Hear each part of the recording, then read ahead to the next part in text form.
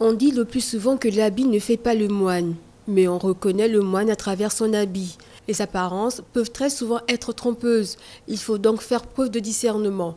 Révérend, bishop, homme de Dieu ou encore papa, toutes les appellations sont bonnes pour désigner désormais le pasteur. Cet homme consacré à véhiculer le message biblique.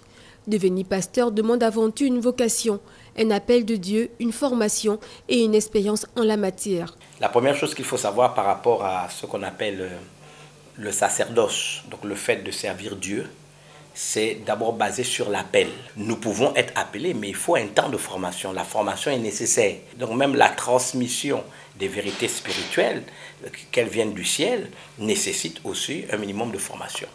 Une fois la formation terminée, selon les goûts et talents de chaque pasteur, les demandes de sa paroisse, sa pratique sera plus ou moins diversifiée. Tous les pasteurs ne sont pas appelés à diriger ou créer une église.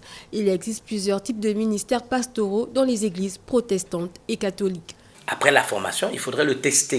Ce n'est pas parce qu'il a été formé, il sort avec un diplôme en théologie. Nous connaissons des gens qui ont été dans les plus grandes universités, vous pouvez en témoigner. Et puis j'ai été à Yale, j'ai été je ne sais pas quoi, à Paris 4, j'ai été partout. Et puis quand je viens au Gabon, avec les plus grands diplômes, je suis un voleur, un violeur. Donc vous voyez, ce n'est pas le diplôme qui qualifie la moralité de quelqu'un. Ouvrir une église, c'est ouvrir une communauté religieuse. Ça ne doit pas être ouvert à tout le monde. Quelqu'un peut avoir une formation de pasteur et travailler à l'intérieur d'une structure bien organisée.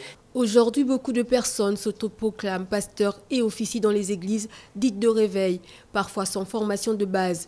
Une pratique courante et très répandue au Gabon, en Afrique et en Amérique du Sud.